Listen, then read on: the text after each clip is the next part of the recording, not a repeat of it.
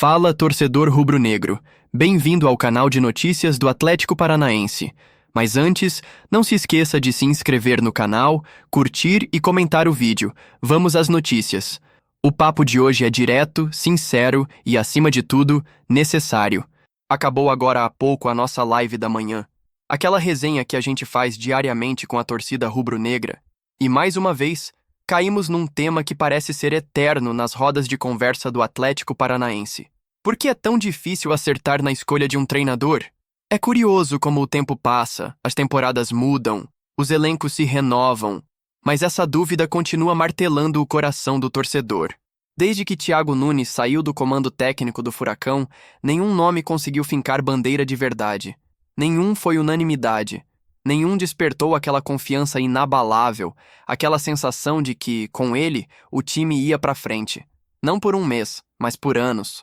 Vamos lembrar, Thiago Nunes não foi só um bom treinador.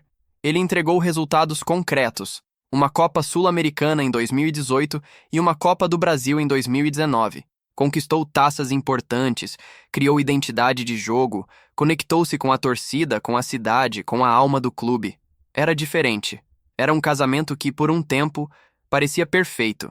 E desde então, o que temos visto é um desfile de técnicos tentando ocupar esse espaço, mas falhando em se firmar. Claro, é preciso ser justo. Alguns nomes tiveram seus méritos. Felipão, por exemplo, trouxe a casca da experiência e ajudou o time a ser competitivo. Antônio Oliveira teve lampejos de boas ideias. Paulo Autuori, com seu perfil mais gestor, também contribuiu em determinados momentos. Mas, no fim das contas, todos eles foram técnicos de ciclo curto. Nenhum conseguiu implantar uma filosofia duradoura. Nenhum teve continuidade suficiente para virar referência. E por que isso acontece? A resposta passa, inevitavelmente, pelo contexto atual do futebol brasileiro. O mercado de treinadores está em crise profunda. O que a gente vê hoje é um deserto de ideias, de nomes prontos, de profissionais com bagagem internacional, estudo, liderança e capacidade de entrega imediata. Os clubes, diante dessa escassez, se veem obrigados a apostar em perfis jovens, promissores, mas inexperientes. O Atlético tem seguido essa trilha. Veja os exemplos: João Correa, Martim Varini, Wesley Carvalho, Paulo Turra. A lista é longa. São nomes que até demonstram boas intenções, têm repertório teórico, conhecem o vestiário moderno, falam a linguagem dos atletas. Mas todos eles naufragaram. E por quê? Porque o ambiente não sustenta. Não há paciência. Não há convicção. A primeira sequência ruim já é o suficiente para jogar tudo fora. E aí vem aquele rótulo cruel. É só um estagiário. Um selo injusto, mas que cola, e rápido. É nesse ponto que a gente precisa olhar para dentro. O problema não está apenas nos técnicos. Está também no modelo de gestão do clube. Está na cultura institucional, na forma como decisões são tomadas e descartadas. O Atlético hoje é um clube imediatista, impaciente, acelerado demais nas trocas. Um exemplo claro disso foi o caso do Fabian Bustos. Chegou com credenciais, com histórico competitivo no futebol sul-americano, mas não resistiu à primeira oscilação. E o que falar do próprio Varini, que teve momentos interessantes, mas não conseguiu consolidar nada? O clube tem agido como um organismo que rejeita qualquer tentativa de projeto de longo prazo. E aí entra o nome mais poderoso da instituição, Mário Celso Petraglia. O presidente já deixou claro em diversas entrevistas que não acredita que o treinador seja peça central para o sucesso de um time. Na visão dele, o clube deve ser maior do que qualquer nome. O elenco precisa ser forte, a estrutura sólida e o treinador deve apenas ser mais uma engrenagem, substituível. Essa mentalidade tem um lado positivo. O clube se blindou de dependências. Mas também tem um lado perigoso. Minimizar a importância do técnico é um erro estratégico. No futebol moderno, o técnico é muito mais do que alguém que escala. Ele lidera, mobiliza, organiza e representa. Um bom treinador é um diferencial competitivo. Desvalorizá-lo é correr atrás do próprio rabo. Hoje, entre os nomes especulados, aparecem Pepa, Anderson Moreira, Luxemburgo, mas, sinceramente, qual desses nomes passa segurança real? Quem chegaria com respaldo da diretoria, com paciência do torcedor, com liberdade para montar um time ao seu modo? A verdade é que nenhum técnico sobrevive se souber que o primeiro tropeço pode ser o último. Na live, surgiu uma ideia ousada, que dividiu opiniões, mas faz algum sentido. Manter João Correia no comando, mas com uma equipe experiente ao redor. A sugestão seria trazer Luxemburgo como conselheiro técnico, alguém que já viu de tudo no futebol, que sabe lidar com pressão, que conhece os atalhos da liderança. João seguiria no comando, mas teria um suporte de peso. Alguém que o ajudaria a amadurecer, a decidir, a resistir às tempestades. É uma proposta híbrida, um meio-termo entre o novo e o velho, entre a ousadia e a experiência. Poderia funcionar? Talvez.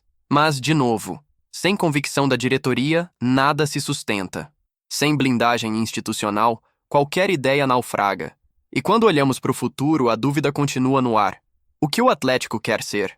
Um clube que vive de apostas temporárias, esperando que alguma dê certo por milagre? Ou um clube que se reinventa, que constrói processos, que acredita num caminho e banca as escolhas?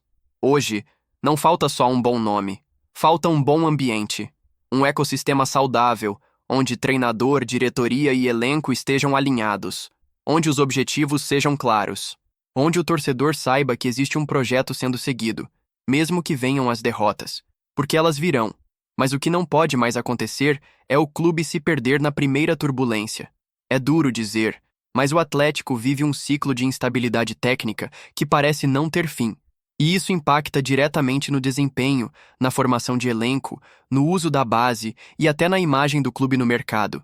Treinadores olham para o Atlético e pensam duas vezes antes de aceitar, porque sabem que não terão tempo. Sabem que qualquer erro pode custar o cargo. Por isso, a pergunta do início volta com ainda mais força. Por que o Atlético não acerta no treinador? Porque o mercado é fraco? Sim, mas também porque o clube não acredita em ninguém por tempo suficiente para que algo floresça. Enquanto isso não mudar, pode vir o nome mais moderno, mais estudado, mais famoso. Não vai adiantar. Porque no fim do dia, o que define o sucesso de um treinador não é só a prancheta. É o respaldo, a paciência, a estrutura e a convicção de quem está acima dele. E você, torcedor? O que pensa disso tudo? O caminho é apostar em mais um nome? É repatriar alguém? É criar um novo modelo de gestão? Comenta aí. Porque o que não dá mais é para ficar vendo esse ciclo se repetir temporada após temporada, como se fosse normal. O Atlético é grande demais para ficar preso nesse looping de incerteza. Agora, mudando de assunto, a temperatura esquentou. E não foi por causa do clima. O ambiente ao redor do Atlético Paranaense está tenso, carregado e cercado por uma avalanche de acontecimentos dentro e fora de campo. O clube vive um momento de transição, observação e, para ser direto, preocupação com os rumos do futebol brasileiro. Hoje o papo é sobre investigações, mercado da bola, desempenho em queda livre e decepções que se acumulam. Respira fundo, porque vem muita coisa pela frente. Vamos começar com o nome do momento. Não pelos motivos certos. Enio, atacante do Juventude. Pela segunda vez, o jogador aparece no centro de uma investigação por manipulação de resultados no Campeonato Brasileiro. Isso mesmo. De novo. A reincidência por si só já levanta um sinal de alerta. Mas o que está sendo apurado agora é ainda mais delicado. Envolvimento com esquemas de apostas esportivas. As autoridades estão analisando informações sensíveis, cruzando dados, examinando padrões incomuns de apostas e condutas dentro de campo. E enquanto o processo segue em curso, o Juventude tratou de deixar claro que não vai passar a mão na cabeça de ninguém. Em nota oficial, o clube foi direto. Se houver envolvimento, vamos tomar todas as medidas cabíveis. Enio, que chegou a ser cotado como reforço para o Atlético no começo do ano, acabou optando por assinar com o clube gaúcho. E agora, o Furacão observa tudo à distância, com um certo alívio por não ter fechado com o atleta. Afinal, essa não é uma polêmica simples. Se a culpa for comprovada, ele poderá ser dispensado sumariamente e ainda enfrentar sérias punições criminais e esportivas. Mas se fora de campo, o nome de Enio rouba os holofotes pelos piores motivos. Dentro das quatro linhas, o Atlético também não escapa das críticas, especialmente no setor ofensivo. E isso inclui jogadores que, mesmo fora do clube, ainda carregam a responsabilidade de representar o Furacão, já que estão emprestados. Comecemos por Lucas Di Iorio, centroavante argentino de 28 anos. Ele foi emprestado à Universidade de Chile no início da temporada. A expectativa era grande, principalmente pela boa impressão inicial. Nos primeiros jogos, Di Iorio chegou a balançar as redes e movimentar o ataque chileno com presença de área e posicionamento. Mas o brilho durou pouco. Atualmente, o camisa 9 vive um momento de completo apagão. São 6 partidas consecutivas sem marcar gols, sem dar assistências e sem qualquer participação relevante nas jogadas ofensivas. O torcedor chileno já perdeu a paciência. E a pergunta se repete nas redes sociais. Cadê aquele centroavante que prometeram? A crise de confiança é visível. Di Iorio parece inseguro, errando lances simples, se posicionando mal e sendo facilmente neutralizado pelos zagueiros adversários. O clube já cogita buscar alternativas no banco e o nome do argentino está mais perto da lista de saídas do que da renovação. E se a fase de Di Iorio preocupa, a de Gonzalo Mastriani assusta. O atacante uruguaio, que também foi contratado pelo Atlético com status de goleador, atualmente está no Botafogo por empréstimo. Lá, ele teve algumas chances, mas não aproveitou nenhuma. Foram 8 jogos pelo Fogão até agora. Começou como titular em 4 deles, entrou do banco nos outros 4. O saldo? 0 gols, 0 assistências, 0 impacto. E o mais chocante, somando os jogos por Atlético e Botafogo, Mastriani já acumula 27 partidas sem balançar as redes. Isso mesmo, 27. O atacante que chegou como promessa de gols, um nome que parecia ter repertório e presença diária, hoje é visto como símbolo de frustração. O semblante cabisbaixo após cada substituição, os aplausos irônicos da torcida e as críticas da imprensa carioca completam o retrato de uma trajetória que degringolou.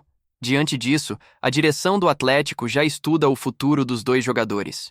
Existe uma incerteza total sobre uma possível reintegração, e tudo indica que ambos deverão ser negociados ou liberados assim que os contratos de empréstimo chegarem ao fim.